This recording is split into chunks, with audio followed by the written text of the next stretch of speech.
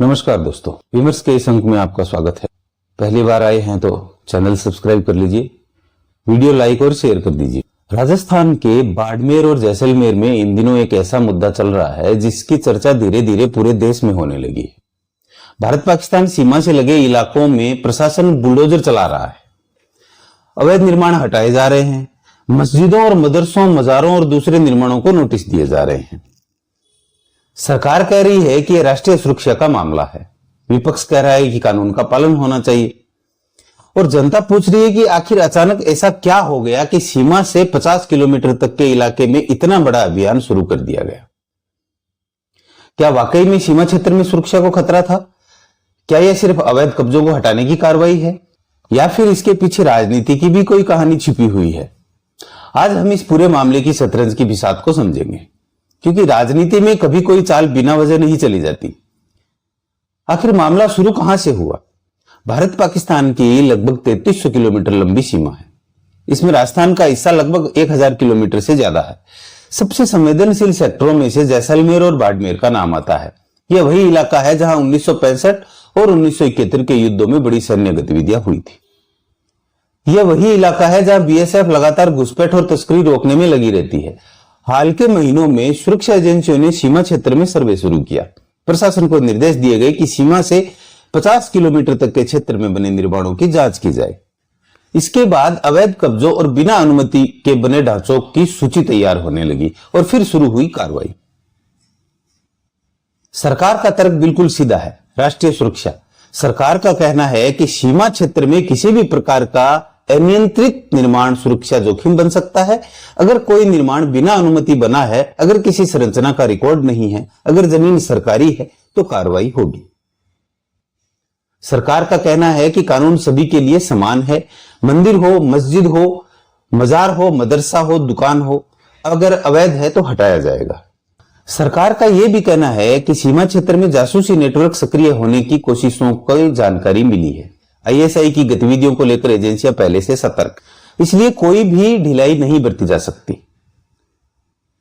अब विपक्ष का पक्ष समझते हैं। दिलचस्प बात यह है कि कांग्रेस खुलकर अवैध निर्माणों के समर्थन में नहीं आई है। उसने यह नहीं कहा कि कार्रवाई बंद करो, उसने यह भी नहीं कहा कि राष्ट्रीय सुरक्षा जरूरी नहीं है। लेकिन कांग्रेस और कई सामाजिक संगठनों ने एक अलग सवाल उठाया। सवाल प्रक्रिया का है। क्या पर्याप्त नोटिस दिया गया? क्या लोगों को सुनवाई का मौका मिला? क्या कानूनी प्रक्रिया पूरी हुई? क्या सभी धर्मों के निर्माणों की समान जांच हुई? यानी विपक्ष सीधे सुरक्षा पर हमला नहीं कर रहा है, वह प्रक्रिया पर सवाल उठा रहा है। यह एक राजनीतिक रणनीति भी है, क्योंकि राष्ट्रीय सुरक्षा के खिलाफ खड़ा होना आसान नहीं होता। अब सबसे बड़ा सवाल उठता है कि केवल मस्जिदें ही क्यों चर्चा में हैं? यहां राजनीति शुरू होती है। सोशल मीडिया पर सबसे ज्यादा चर्चा मस्जिदों और मदरसों को लेकर हुई। लोगों को लगा कि कार्रवाई सिर्फ मुस्लिम ढांचों पर हो रही है। दूसरी तरफ सरकारी समर्थकों का तर्क है कि जहां अवैध निर्माण मिले वहां कार्रवाई हुई, यानी विवाद का केंद्र यही बन गया। कार्रवाई अवैध निर्माण पर है, लेकिन चर्चा धार्मिक पहचान पर हो रही है, और यहीं से राजनीतिक ध्रुवीकरण शुरू होता है। अब बीजेपी का दृष्टिकोण समझिए। भाजपा पिछले एक दशक से राष्ट्रीय सुरक्षा को अपनी सबसे बड़ी राजनीतिक ताकत बनाकर चल रही है। सर्जिकल स्ट्राइक, बालाकोट, सीमा सुरक्षा, आतंकवाद विरोधी कार्रवाई, इन सब मुद्दों पर भाजपा को राजनीतिक लाभ मिला। अब अगर सीमा क्षेत्र में अवैध निर्माण हटाए जाते हैं तो भाजपा इसे सुरक्षा के एजेंडे से जोड़ सकती है। उसका संदेश सीधा है, देश पहले, बाकी सब बाद में। यह संदेश उसके समर्थक वर्ग में काफी प्रभावी बैठता है। अब कांग्रेस की मुश्किल समझिए। कांग्रेस एक कठिन स्थिति में है। अगर वह कार्रवाई का विरोध करती है तो भाजपा कहेगी कांग्रेस राष्ट्रीय सुरक्षा से समझौता कर रही है। अगर समर्थन करती है तो उसका पारंपरिक वोट बैंक नाराज हो जाएगा। इसीलिए कांग्रेस बीच का रास्ता चुन रही है। कल ही फेसबुक पर अशोक गहलोत जी की पोस्ट देखी थी। इसी तरह से संबंधित पोस्ट थी कि नोटिस क्यों नहीं दिए गए, या केवल मस्जिदों पर कार्रवाई क्यों हो रही है, पुराने मदरसों को तो देखा जाता।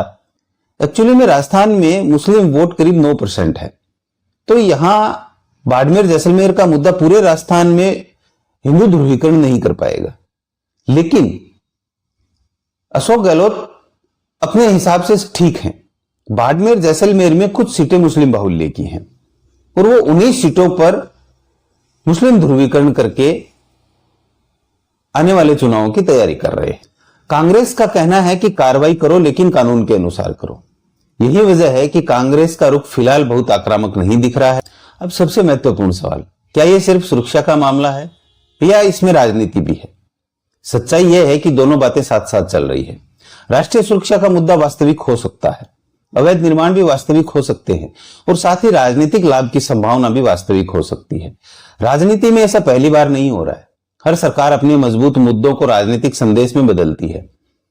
अब इस शतरंज की बिसात पर अगली चाल क्या होगी? 3 संभावनाएं हैं। कार्रवाई जारी रहेगी और प्रशासन पूरे सीमा क्षेत्र का सर्वे पूरा करेगा।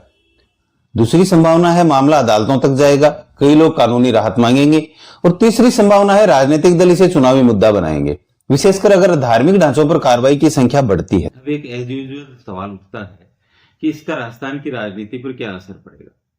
राजस्थान में भाजपा की सरकार है, लेकिन बाड़मेर जैसलमेर क्षेत्र राजनीतिक रूप से बेहद दिलचस्प है। यहाँ भाजपा, कांग्रेस, स्थानीय नेता और निर्दलीय प्रभाव भी सभी मौजूद है। अगर यह मुद्दा लंबा चलता है तो इसका असर स्थानीय चुनाव से लेकर विधानसभा राजनीति तक दिखाई दे सकता है। दोस्तों, बाड़मेर और जैसलमेर में चल रही कार्रवाई का केवल बुलडोजर की खबर समझना गलत होगी। यह राष्ट्रीय सुरक्षा का मुद्दा भी है, कानूनी प्रक्रिया का मुद्दा भी है, धार्मिक पहचान का मुद्दा भी है और राजनीति का मुद्दा भी है। सरकार कहती है कि सीमा क्षेत्र सुरक्षित होना चाहिए, विपक्ष कहता है कानून का पालन होना चाहिए, जनता पूछ रही है कार्रवाई निष्पक्ष है या नहीं। और यही सवाल आने वाले दिनों में सबसे बड़ी बहस बनने वाला है।